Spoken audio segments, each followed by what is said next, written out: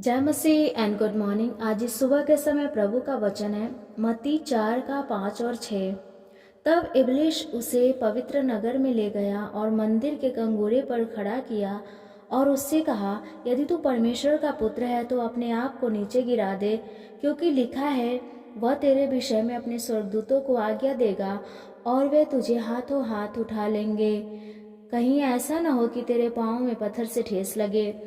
यहाँ पे हम लोग नॉर्मल लाइफ में देखेंगे तो जैसे प्रभु यीशु को जैसे शैतान ने किस समय परीक्षा किया था, हम लोग पहले पार्ट में देखे, और उसी प्रकार दूसरे में भी हम लोग देखेंगे कि कैसे शैतान जब हम भूखे रहते हैं, प्यासे रहते हैं, उस समय क्या है कि हमेशा एक मौका ढूंढते रहता है कि कैसे हम इस मनुष्य के ऊपर विजय प्राप्त करें।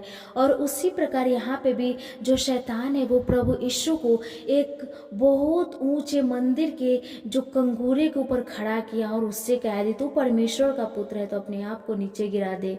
यहाँ पे प्रभु यीशु वैसा कर सकते थे, क्योंकि प्रभु यीशु गिरेंगे तो बहुत सारे स्वर्गदूत आ करके और प्रभु को बचा लेंगे, प्रभु यीशु को, क्योंकि प्रभु यीशु को उस प्रकार से मरना है वो नहीं लिखा है, क्योंकि प्रभु यीशु को क्रूस के ऊपर ही मरना है और लोगों के लिए मरना है।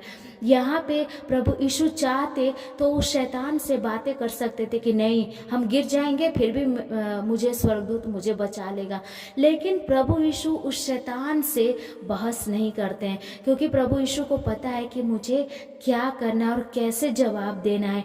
और वो वहाँ पे हमेशा, जैसे मैंने पहले पॉइंट में भी बताया था, कि वो हमेशा वचन से ही बात करते हैं, जैसे कि लिखा है, ऐसा लिखा है, ऐसा लिखा है, मतलब जो वचन में लिखा है उसी प्रकार प्रभु यीशु बात करते हैं।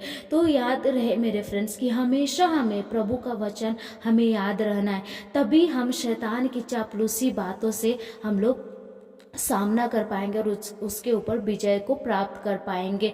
यहाँ पे जैसे शैतान हमें यदि फेमस कर देता है, फॉर एग्ज़ाम्पल के लिए यदि हमें पैसा की ज़रूरत है और लोग कोई मेरा फ्रेंड्स ही है या फिर कोई आकर के बोलते हैं कि आप बाइक ले लो और उससे आप बाद में धीरे धीरे लोन चुका देना, तो वो हमें बहुत समझना चाहिए कि हम किस प्रकार के रास्ते में जा रहे हैं।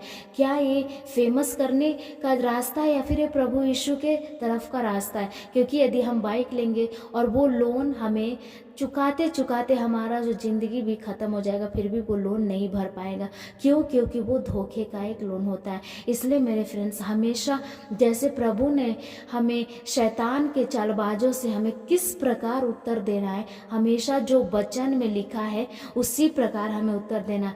क्या सही है, क्या गलत है, यदि हमें समझ में नहीं आ रहा है तो हमें वचन पढ़ना है, क्योंकि वचन में वो सारी बातें हैं जो हमें समझ में नहीं आता है। इसलिए मेरे फ्रेंड्स, प्रभु यीशु आपको इस सुबह के समय यही वचन बताते हैं कि हमें हमेशा वचन पढ़े और प्रभु के वचन के अनुसार ही जीवन बिताएं। प्रभु आपको इस वचन के द्वारा ब्लेस करे।